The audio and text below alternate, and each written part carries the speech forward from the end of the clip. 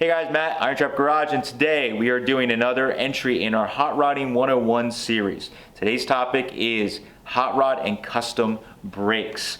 So as a quick reminder with this video series, this is not supposed to be an end-all video that gives you every specific detail and part number you need when doing conversions or modifications to your old car. What we're trying to share with you is just information to give you a jumping point or a little bit of education so that if you are at a swap meet, a junkyard, picking at a guy's house, you sort of know what parts you need to get or what you need for your project. It'll save you spending some money on items that you don't need because you're not educated. So today we're going to cover brakes, as I mentioned, and we're going to talk about brakes on early Fords, early hot rods and customs, that is in the nostalgic sense. So yes, we are going to leave out, for the most part, disc brakes, because most of what we work with is the nostalgic cars that pretty much always had drum brakes. So without further ado, let's get started. All right, so we're gonna first start talking about the braking systems, and we're just give kind of a quick rundown and some different terms that you may hear. So early Ford brakes, basically when you're starting with Model A and Model T, they are mechanical brakes. That means that they are, just as it sounds, totally mechanical. Everything is connected with a rod or a moving part that is fully mechanical. So Model A's were the first ones to have four-wheel brakes in general. So with those cars getting a little heavier, they ended up adding four-wheel brakes on a Model A, but they were mechanical. So your brake pedal is attached to like a pivoting bias point that has all the rods for all the wheels attached to it. And as you push on that pedal, it pushes rods which go up and actuate the front brakes and then go to the back and actuate the back brakes. There is a lot of adjustment to those because each of those rods or bars have little joints on the end, like swivel joints that basically are eyelets that are threaded. You can adjust them. There's adjustments at the drums. These brakes actually work quite well. Mechanical brakes were used on early Fords. Again, we're going to kind of skip past Model Ts, but from like Model A's, that style brake was used from Model A's all the way up to 38 Fords. So it was the same basic design. They just upgraded some things. The drums got possibly a little bigger or wider, the braking surface, little updates made, but they were all the same principle. So with this, they do work quite well. You can lock up the brakes on a Model A or an early V8 car if they're adjusted correctly. You can lock those things up and do a skid just like you're on your little bike when you're as a kid with a coaster brake. So they do work well, but they are hard to adjust because you really got to balance all four wheels, or you will get one wheel that'll lock up and possibly it could be uncontrollable in a panic situation. So because of that, that is one of the reasons that a lot of people started converting to hydraulic brakes on our early Fords once they came out, because the ease of maintenance and also the unpredictability if you have something that is not properly adjusted. Hydraulic brakes make it a little better with that. So again, the mechanical brakes, they worked all the way through the years. One problem that comes up with hot rodding, because we do focus on early hot rods, is hot rods and customs are pretty much always lowered. The stance of the car is lowered, the ride height is lowered, and because of that, with mechanical brakes, because it is all rods and pivot points, as soon as you start changing the geometry of the suspension, you're also messing with the geometry of the braking system. So you're going to run into, if there's rods running up to the front brakes, now with a drop axle, don't have a straight line and they're bent or twisted or anything like that, and now it's going to affect how your brakes pull, and it could cause you to have a dangerous situation. So because of that, there was a lot of modifications that were done before hydraulic brakes came out, and even in the early days of hot rodding, guys that kept mechanical brakes, they had to do adjustments. So you did have to do some things, especially up in the front, that you will have to do right on the kingpins or on the perches. A lot of times you will have to add spacers or make risers so that you can get those brake rods back up to where they need to be. There's a lot of ways to do this. Most of it is one-off fabrication, so I'm not going to go super into detail because every car is going to be different between your tire size, the drop of your axle, or how many leaves you've taken out of the front suspension. That is going to change. Now, if you're doing something very minor like we did with Beautiful, where we just took a handful of leaves out and changed the tire size, with that, you can sometimes get away by just modifying a graceful bend or adjustment in the linkage, and it is something that you can just change with the adjustment of brakes, and they still work just fine. But if you're doing a drop axle or substantial dropping of the front suspension, you're going to have to make some pieces from scratch on that. So that is mechanical brakes. That's just a quick rundown. They do work well if adjusted right, but when you start putting bigger engines in, start going faster and modifying the suspension, that is the reason that people started going with the hydraulic brakes, one of the many reasons. All right, hydraulic brake conversion. This is the part we're gonna probably focus on the most for early Ford specifically. So the term that you always hear is juice brakes. That is the term that's been used since probably the beginning of hydraulic brakes.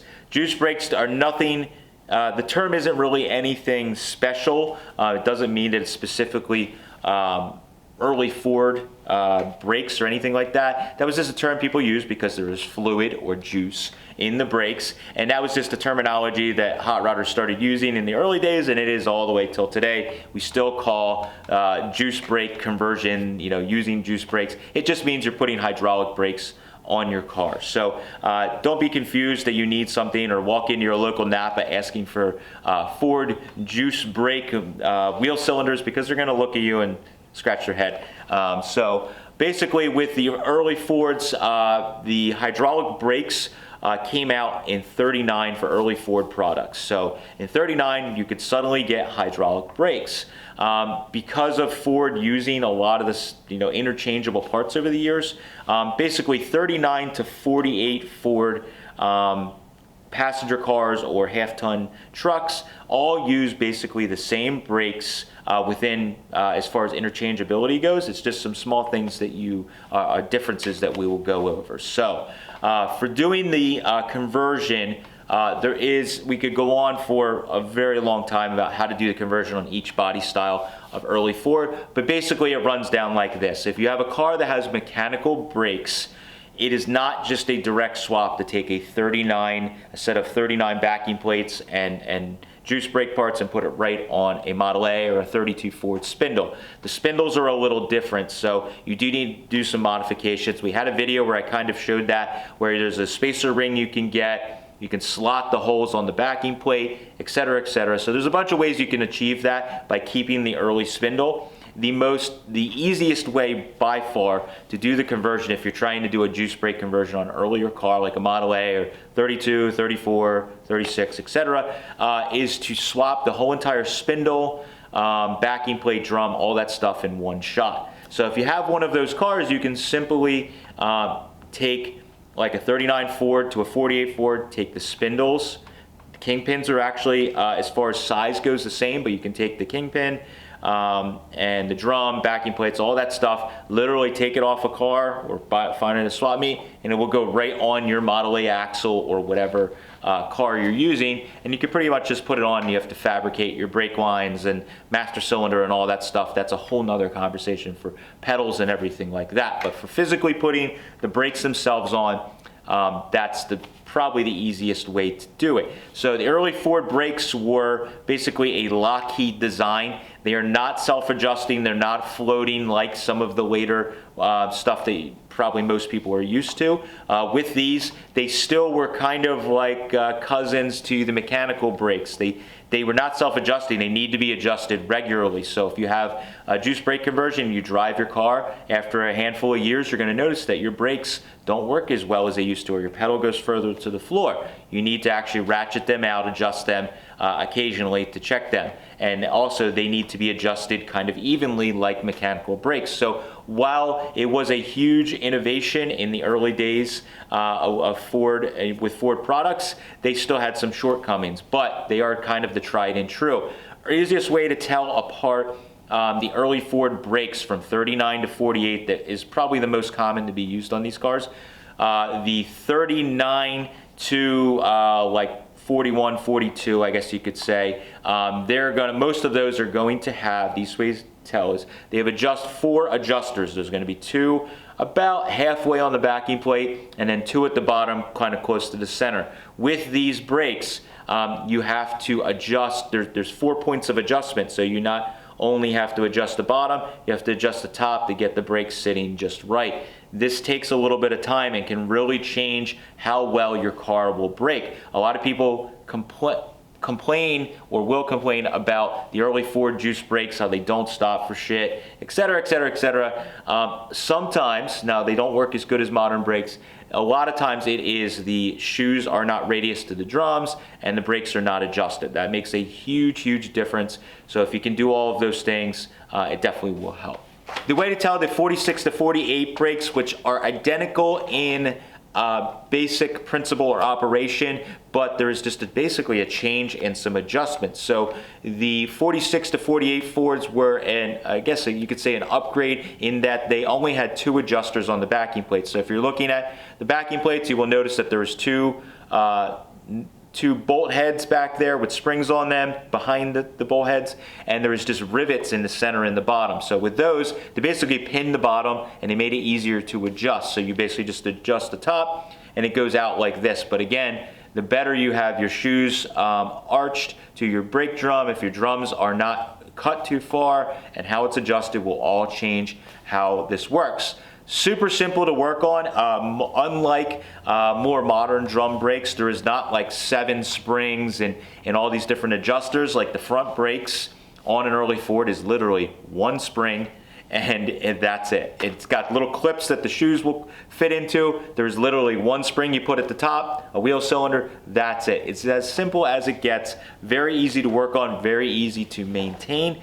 And when you need to adjust your brakes on the 46 to 8s, what is nice, you literally can just get, I think it's 5/8 or 11/16 wrench, put in there, and you just turn it a little bit, and you will feel how the drum spins. You're adjusted. It takes seconds per wheel to adjust it once you know, so it's pretty easy to handle. All right, so the next upgraded, and it's kind of like the most sought after brakes when you're doing a traditional type car, is to upgrade to Lincoln brakes. If there's anything that you can, a general rule of thumb when you think about early Ford products is anything that Ford got, Lincoln usually got something better years ahead of it. So it is no different with the braking systems. Lincoln's basically at the same time as Ford getting juice brakes or hydraulic brakes. Lincoln basically also got them, but they got a Bendix style brake, which is basically is what you're used to with modern drum brakes. I say modern with, to us modern. With the Bendix style brakes, this is what you see on GM cars in newer ones. Ford's used it for a million years into muscle cars, all that stuff. That is basically your Bendix style. The easiest way to tell those backing plates or those brakes, if you're looking at a pile of backing plates at a swap meet, the easiest way to tell them is they have a big giant nut or bolt and nut at the top. I guess it's a stud with a nut at the top, above where the master cylinder would sit. It's centered right in the top there. That is the easiest way to tell. If you just have a bare backing plate, if you see that is probably a Bendix style backing plate. Now again, it could be Chevy, it could be later Ford, it's hard to say, but the Lincoln brakes were kind of the king. They had a much better braking ratio, so your pedal feel as far as how hard you push the pedal to how well the brakes stopped were much better on them. They were a floating style that was just a better design. The adjustment wasn't needed on those because they're kind of like a self-adjusting brake. So there's many things that made them far superior. So of course, hot rodders are going to take these Lincoln brakes, put them right on a Ford, because typical Ford, they basically were very similar and it wasn't hard to adapt them. So if you're looking for Lincoln brakes, again, we're not going to get into every little detail. The best ones to look for, the easiest to adapt, are using like I think it's 41 or 46 to 8 Lincoln rear backing plates. The offset of the backing plates, because there is what they call deep and shallow Lincoln backing plates. The rear backing plates are the easiest ones that will basically bolt right on the front of an early Ford spindles without a lot of work. Now the spindles and drums and stuff like that, they are a little different on the Lincolns.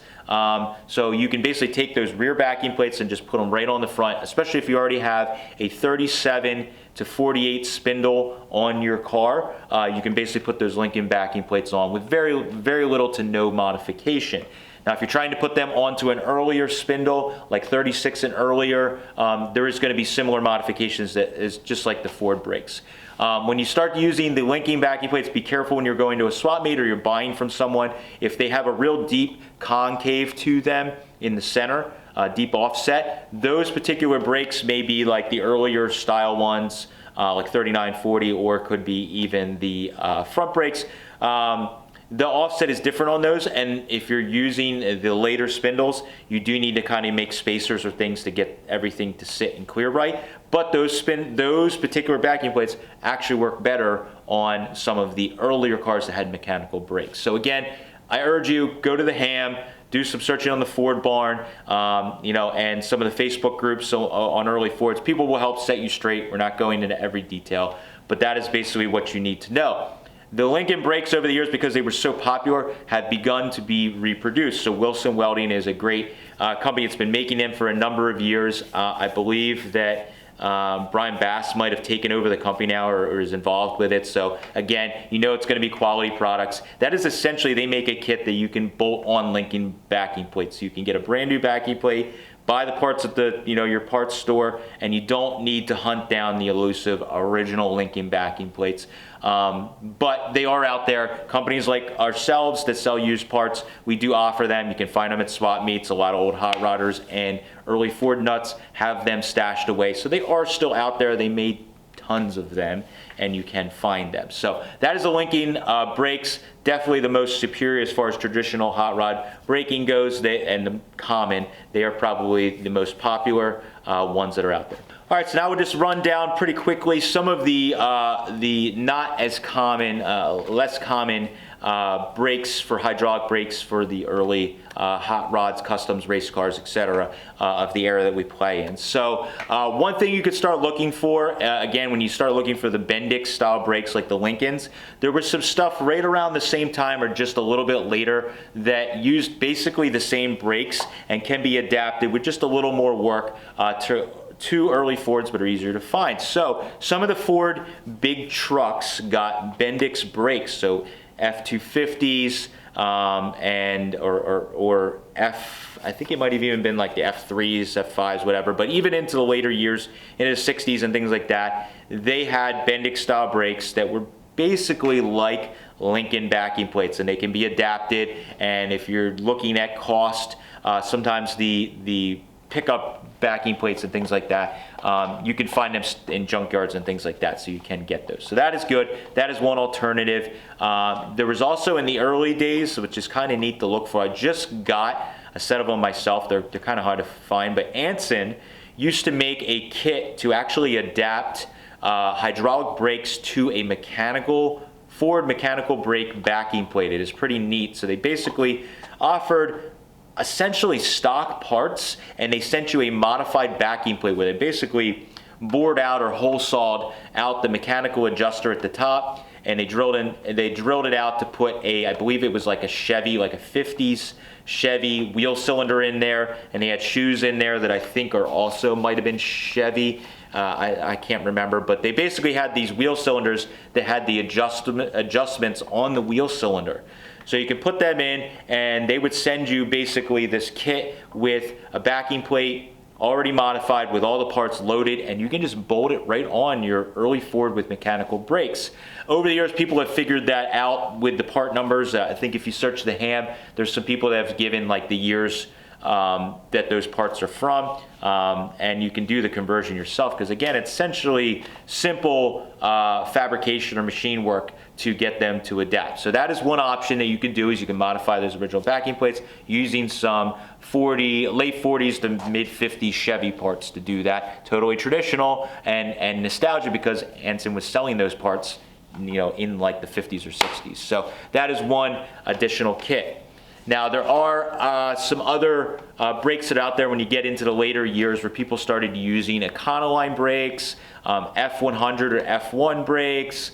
There was even some adaptation of the Chevy brakes from like the 40s. I should say GM products from like the 40s into like the mid 60s. People were adapting the spindles and brakes. Buick brakes is another big one. You'll see Buick finned brake drums being used on like Lincoln brakes and Ford brakes, where you basically just modify the drum, but there was also a conversion you could do using the whole entire Buick braking system. A lot of these conversions, we're not going to get super in depth in, they require the ability to do machine work.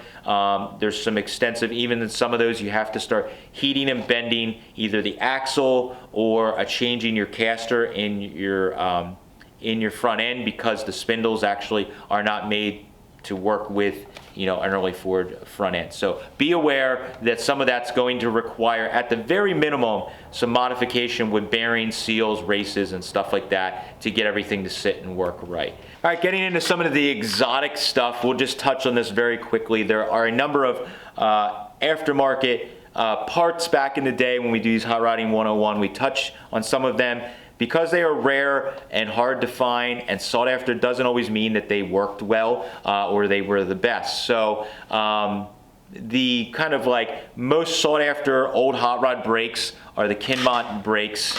And these brakes basically worked almost like a clutch setup with a flywheel and pressure plate clutch disc. It's kind of a similar setup. It's almost like early disc brakes too. But basically with that design, they had like an aluminum backing plate, aluminum drum, and internally there was a almost like a rotor that spun around, or a flywheel. And they were very expensive. Not many sets were made. There's a few of them. They're pretty easy to spot because they're like all finned and crazy looking, and they very much look like some kind of crazy aircraft part. They were on a handful of famous old hot rods that, because of that, they are super sought after. I want to say I don't know if there's even 100 sets known, probably less. They go for a lot of money. Occasionally they pop up a Hershey. Those brakes, in theory, they do work very well because they kind of work like a clutch, like I mentioned, like a clutch kit, where it's a very positive action when it grabs. But they were hard to adjust, and that's the biggest thing I've heard from people through folklore over the years, is that a lot of people that have put them on cars don't like them because they are so difficult to adjust and balance out that it actually become dangerous. Because if they work so well that if you have one of the wheels actually adjusted just a little too tight, just a touch of a pedal will make the front brakes not even work, and the right rear will just lock up super hard, and you'll start fishtailing, and it can be quite dangerous. Because of that, people do not like them. But obviously they were on a number of hot rods over the years, so they do work, but I think they take a little more work to get them working correctly. So if you can find those brakes and you want to spend the kind of money, I mean, I think I've seen them in the $10,000 range or $8,000 range, maybe more.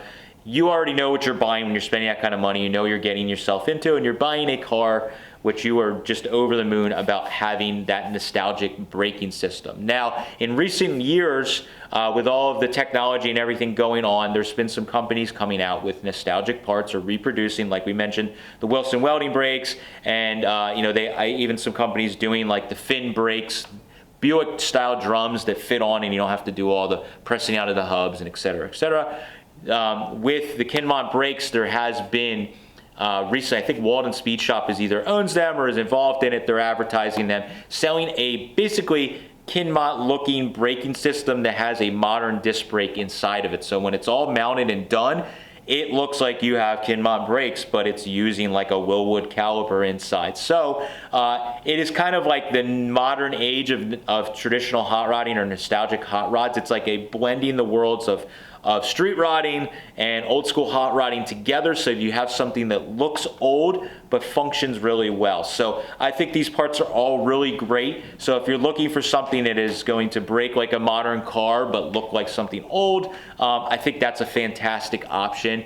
But if you're somebody that is searching, that you'd love to search for the nostalgic real old parts, and you want to live the life of the guys in the 40s and 50s with all the headaches, you can get the original stuff like we're talking about. So you need to make that decision for yourself if you want to spend the money and get something that is traditional looking, but modern inside, or even reproduction parts, or get the old ones. It's totally up to you. I myself like hunting for the old parts. It's a big part of the hobby for me. So I like the nostalgia of actually working on the things and searching out the parts and doing all that. But if that isn't for you, you can go some of these other routes of some great companies that offer these products. The last one we'll talk about that I'm just going to breeze through real at the end. People are going to be talking about disc brakes down below in the comments, I'm sure. Disc brakes work fine once you got into the 60s. Later 60s, 70s, and on with street rodding, disc brakes became very, very common. With the cars that we build and the era that we build them in, disc brakes are like the #1 thing that will make your stomach turn when you see a traditional style car with disc brakes. But one thing I wanted to mention was disc brakes were used on some of the earlier type of hot rods and race cars because there was a Earhart style disc brake caliper that was used. It's basically stolen from the aircraft industry, and you will see that it was used on some of the early race cars, on midgets and different sprint cars and stuff like that. They were using these like Earhart brakes, which are a little tiny caliper that was kind of like the first disc brakes. You also saw that sometimes guys were starting to put them on street cars or on hot rods that did double duty. So there is that style brake out there. They're not a direct bolt-on. You're going to have to find those parts. A lot of the old race car spindles that you will find that have those setups on them, they've been heavily modified, and it may not work on your street car. But it is, if you want to go that purely traditional, early style look, you could, and you want to do disc brakes, you could do something like that, but you're totally on your own because it is not something that's just a bolt-on kit or tried and true method like you'll see with some of the other things we talked about. So that is my long-winded talk about brakes for Hot Rodding 101. As always, I want you guys to discuss down in the comments. If you have anything you want to add, or some little tips, or maybe even some other types of brakes that you've used. I've read about other conversions on the internet and the ham and things over the years that I have no experience about. They're not as common, but if you've done it, definitely comment down below. If you have any questions, we like to use these videos as a forum. So we have a lot of great back and forth in the comments of people asking questions, people answering, and that's a big part of what these Hot Rodding 101 videos are about. So thank you guys for following along. Really appreciate it. If you have an idea for another one of these you'd like to see, drop us a comment down below. Thanks, guys. See you later.